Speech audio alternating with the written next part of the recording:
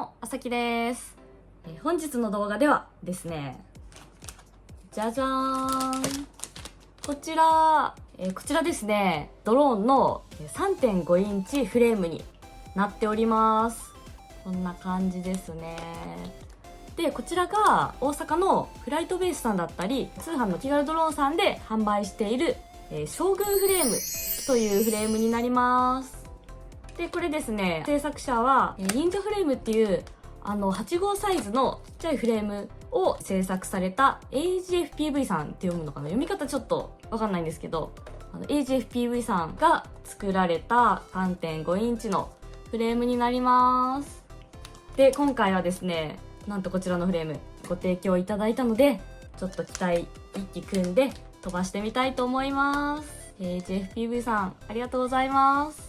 ちなみにこちらのフレームですね、このダークバージョンはフライトベース大阪さんで、こちらですね、通常バージョンはフライトベース堺さんで販売されているそうです。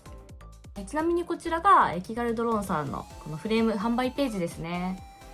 こんな感じで 100g 以下の機体が組めるフレームになってます。で、こちらのフレームですね、コンセプトはドローンにも彩りをということで、すごいいろんな色ですねがご用意されております。見ててめちゃくちゃ可愛いです。で、完成機はこんな感じですね。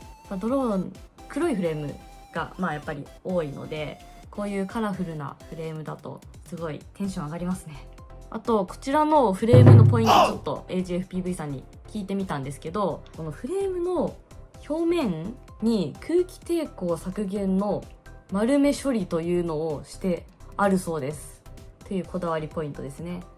素人の私が見てもちょっとよくわかんないんですけど、そういう処理がしてあるそうです。というのと、あとはこのフレームの付属品ですね。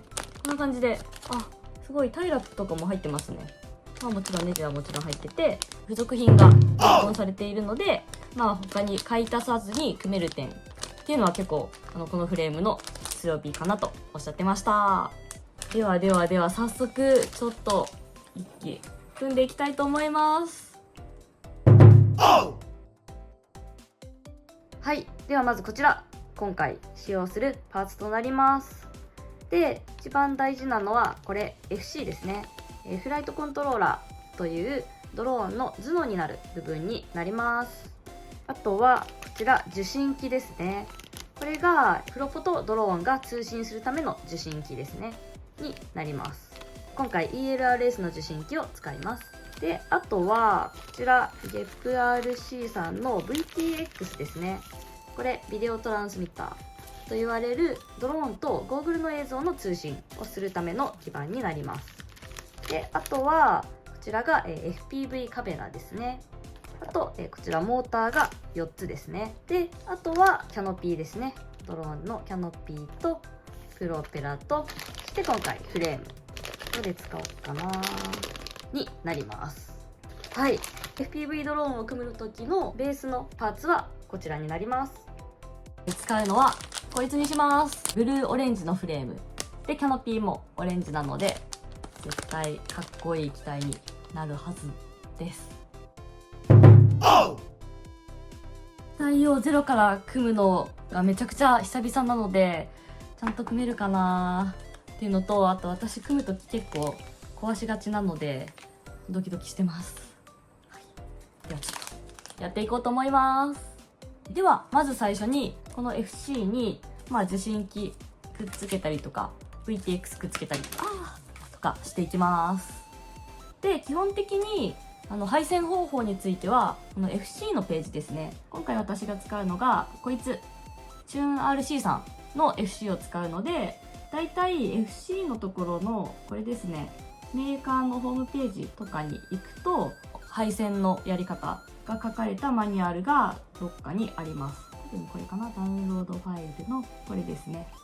こういうファイルを開くとだいたいこの基板が何なのかって言ったのだったり、どう配線するかっていうのが書かれているので、それに沿って配線していきます。まずは ELRS の受信機をここにつなげようと書いてあるのでつないでいきます。で、その後カメラ、で VTX が書かれてますね。で今回使う受信機はこちら、ベータ FPV さんの ELRS ライト RX2.4GB の受信機になります。でこれをはんだしていきます。ここですね、ここ4つで目線もついていたので、これを使ってくっつけていきます。まずはフラックスですね。ではつけていきます。予備はんだしていきます。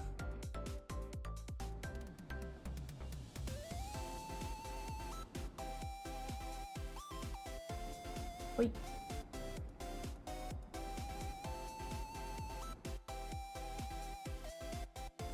はい、OK です。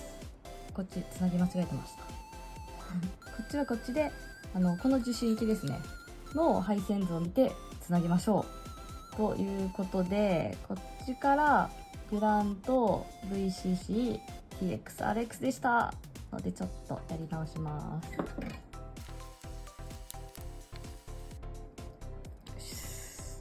まず端がグラントですね。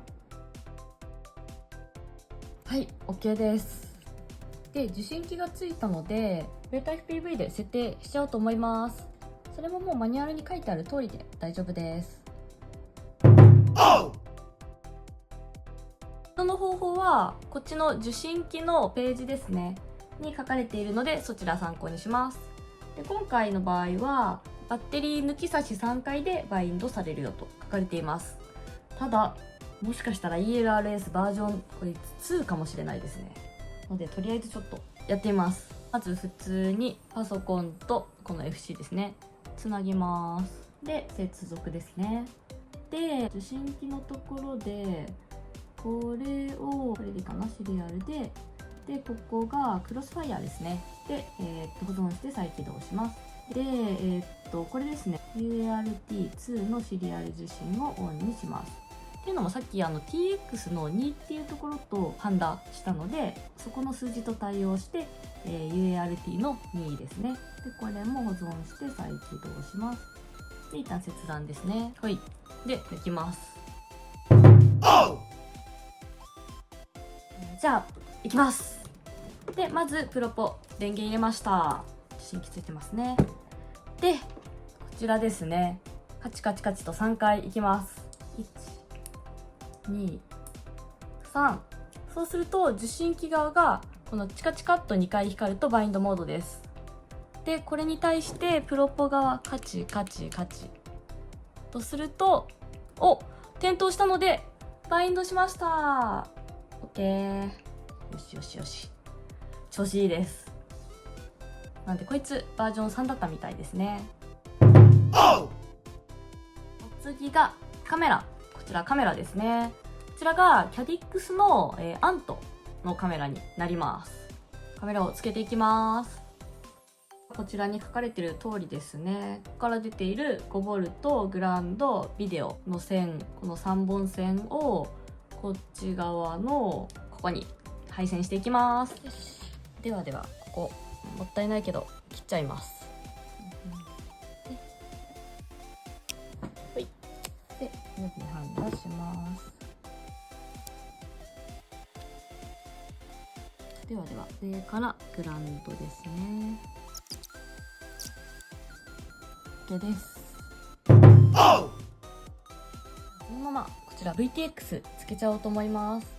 でこちらの VTX は GetRC さんのラットタイニー VTX になります。これもマニュアル通りですね、ハンダしていきます。でこれがこの下のところですねとこっちをつけていきます。上から 5V グランドカメラ VTX-RX になってます。配線はこの VTX についてたこれですね、ここにも書いてあります。こちらをここにつけていきます。じゃあまず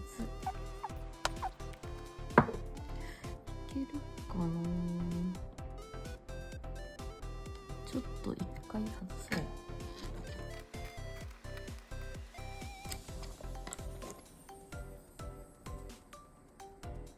う。ょん切っちゃいます。ほいほい。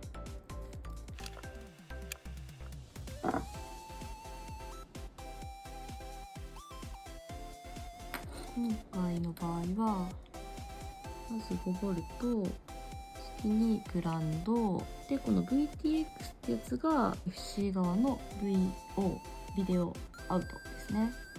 で隣が TX1 とつなぐ RX の線です。こんな感じですね。5ボルト、グランドで、その隣開けて、次が、VTX で、最後が RX。 OK。 つけていきます。こっちが一番端っこがグランドで、隣が5ボルト、隣がビデオアウトですね。で最後が RX。 はい、 OK です。で一回外したカメラをつければ、はい、こんな感じでつきました。で VTX はこんな感じでアンテナつける感じです。あとモーターつければこっち本体はいけそうなんで、ちょっとそろそろフレーム開けちゃおうと思います。おー、かっちょいいですね。でフレームの組み立て方もキガルさんのホームページからちょっと書いてあるので、それに沿ってやっていきたいなと思います。でどこに書いてあるかなんですが、まずこのフレームのページですねの右側のここですね、組み立てマニュアルを押すと組み立て書いてあります。でまず方向ですね。方向はこれでいいのかな。で、ここではブザーマウントをつけるって書いてあるんですけど、私は今回ブザーを特につけないので、ブザーマウントはいいかなと思います。でこれですね、これ FC フィクシングプレートをつけます。で FC フィクシングプレートは凹面が下になります。だからこうか、これですね。これがこうなるよと。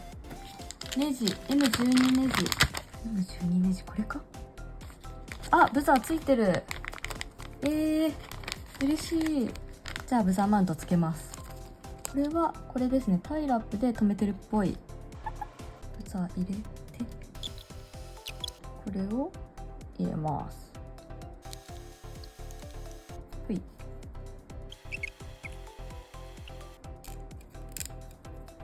ほいほい。でこれがこうかな。で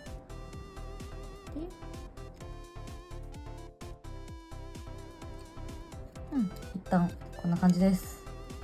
次がフレームにモーターを取り付けます。ほい、ここでモーターが出てきます。でモーター HFPV さんは4000から 5000kV が推奨とのことなんですけど、今回こちらは 3750kV のモーターにしております。でそれでどんな飛びなのかちょっと試して見てみたいと思います。モーター1つ目、はい、モーター出してきました。でここで書いてあるのがフレームにモーターを取り付けます。で取り付けは2本なんだ。2本ですが、裏面から見て軸と穴のセンターを合わせてつけてください。はい、また2本徐々に交互に締め込んでくださいというのと、あとはネジロックを使わないでくださいと書いてますね。なんでそこちょっと注意点になります。で穴を見て、はい、これを4つですね。よし OK です。ここまでできました。で次が、FC にモーターをハンダするって書かれてるんですけど、これ FC 背面にハンダする必要があるものは先に行ってくださいと親切に書かれております。で特にブザー端子ですね、ブザーまだ繋いでなかったので、それが背面にあるので先にハンダしておくことをお勧めしておきますと書かれているので、まずですね、ブザーつけちゃおうと思います。で、ブザーなんですけど、ここ結構ちょっと落とし穴っぽいなと思ったのが、これですね、ブザー端子が、なんか私がよく見るのはブザープラスマイナスってあるんですけど、この FC はブザーここしか書かれてなかったので、ちょっとどうやって繋ぐのかって言ったところで悩んじゃったんですけど、何やらこのブザーにプラスをつないで、で、グラウンドにマイナスをつなぐということをすればいいみたいです。なので早速やっていこうと思います。予備版出していきます。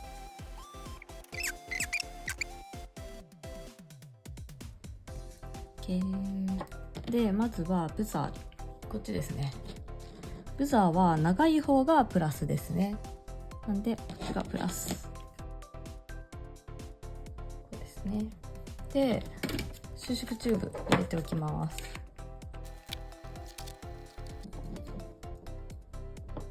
で、FC 側につけていきます。ほい。こんな感じですね。で、FC を乗せちゃいます。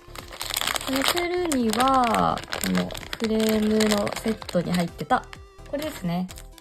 このゴムを、こう、やつに入れて、よいしょ。こんな感じで入ります。よし、あとはモーターです。モーターめっちゃ嫌いなんですよね。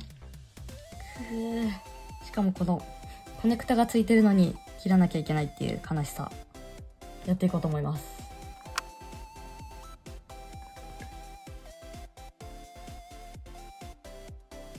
よし、OK。では、フラックス。ほい。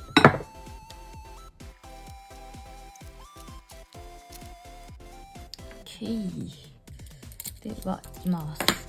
これは、まあ、この段階では、どの配線、この3つのどの配線、どこにつないでも大丈夫です。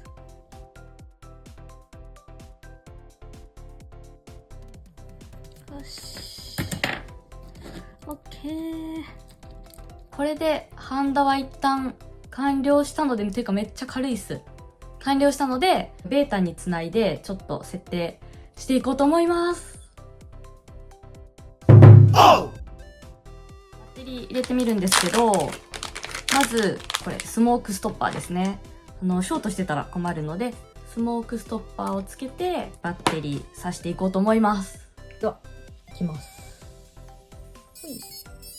あ、大丈夫そう？大丈夫そう。OK。では、機体とパソコンとつなぎます。で、接続します。まず、向きが、大丈夫ですね。はい。で、ポートが VTX をつないだポート。TX1 と VTX つないだので、UART1 の周辺機器。今回使ってる VTX なんですが、こちら IRC トランププロトコルと書かれていました。なので、これが IR トランプということなので、こっち保存して再起動します。これでゴーグルから周波数変えたりとか、スマートオーディオ機能が使えるようになります。で、基本設定。最低限設定しておきたいのが、この辺も保存して再起動。ほい。で、プロコの電源入れます。で、バッテリーを入れます。わあ、入れました。わあ、おう、ほい。で、スロットル、ロール、で、用ですね。はい、全部問題なく動いております。あとは、モード、アームが AX1 になってるんで、OK で、私はアングルをここにしたい。手前アングル、真ん中ホライゾン。真ん中ホライゾンで一番奥がアクロにします。あとはビーパーですね。ビーパーも自動にしてカチッと。ここビーパーにしたい。で、あとは、クリップ、これも、するかわかんないけど、一応設定しておきます。一旦、これぐらいかな、保存。はい。で、あとはモーターの回転方向ですね。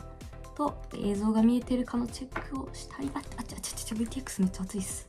で、まず、モーターの回転方向の確認からします。このリスクをどうちゃらこうちゃらを押して、で、1番モーターから確認します。逆方向。で、2番モーターは、2番も逆。で、3番も逆。これも全部逆じゃん。で、4番だけ合ってる。はい、1、2、3、逆です。悲しい。バッテリー抜いておきます。よし、じゃあ、あとは、この OSD の設定ですね。これ、お好みですね。表示させたいものを、選択して、これぐらいですかね。OK。で、周波数は、これは VTX テーブル入ってない可能性があります。使い切ります。で、今 VTX の画面で周波数が選べなかったと思うんですが、これが、VTX テーブルというのを最初に入れないと出てこないものになります。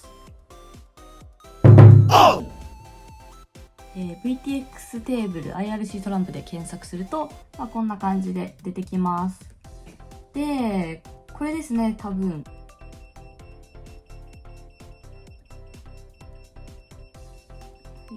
これを VTX のファイルからロード。で、これを保存。保存中。保存しました。OK。じゃあ、バッテリーつなぎます。F1 映ってる。いいっすね。よかったー。で、プロップを動かして、こうですね。じゃあ VTX F4 セーブケース。消えた。ちゃんと F4 になってますね。はい。よーし。で、モーターの回転方向ですね。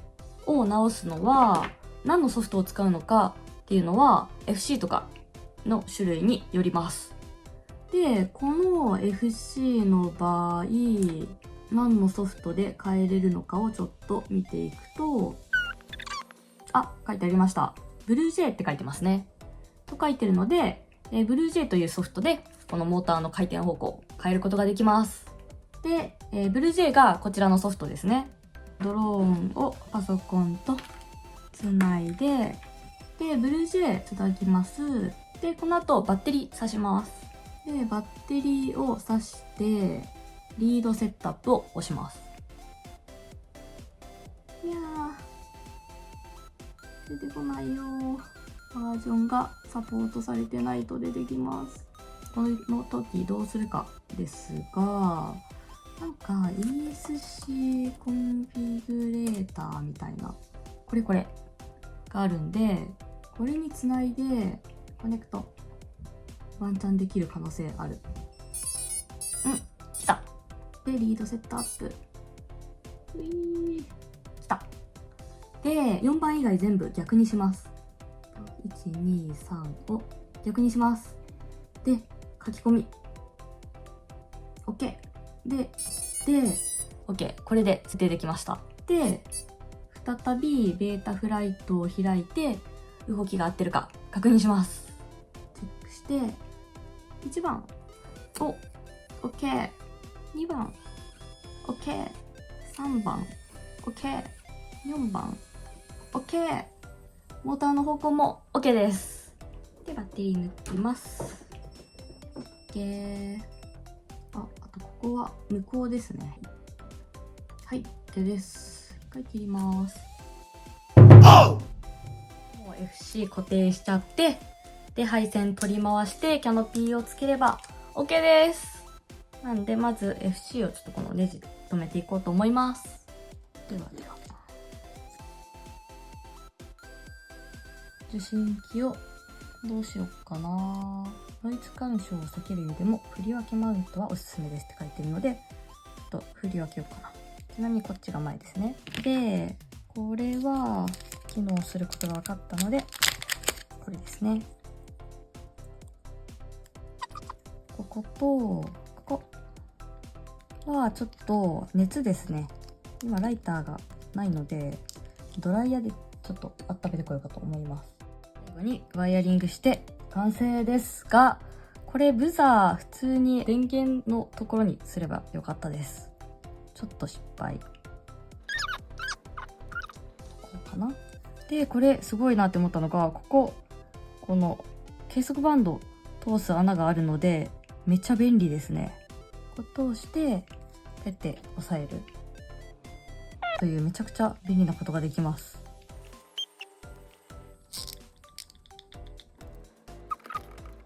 受信機も同じく。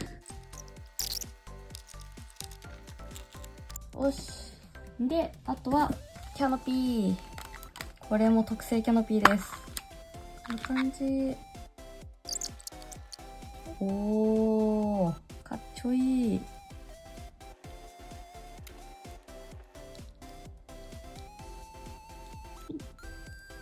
で、こう。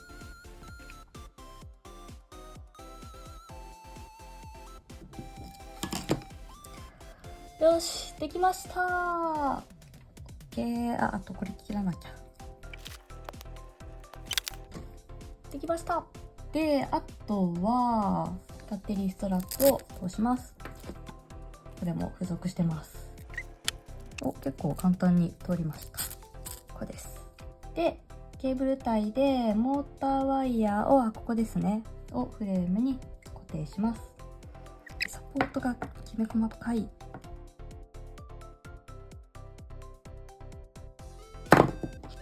OK です。はい。というわけで、こちらですね。将軍フレーム機体、完成しました。すごい、昔は1機組むのに、めちゃくちゃもう1日じゃ終わらないぐらいかかってたのに、今日は半日ちょいぐらいかな。で、組むことができました。軽い。めっちゃ軽い機体です。ではこちら、ちょっとまた飛ばしてみたいと思います。それでは今日の動画はこの辺で、バイバイ。